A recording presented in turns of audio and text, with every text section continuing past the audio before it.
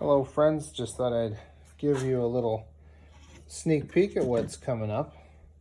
So we have this, it's gonna look like a window.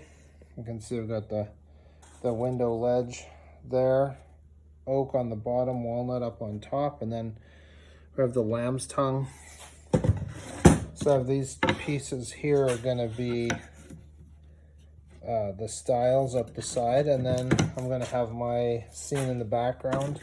I like to use the Doug fir for water, so that's going to sit over there. And then I have wood. I really love the figure on it, so I cut a couple of pieces off of there today.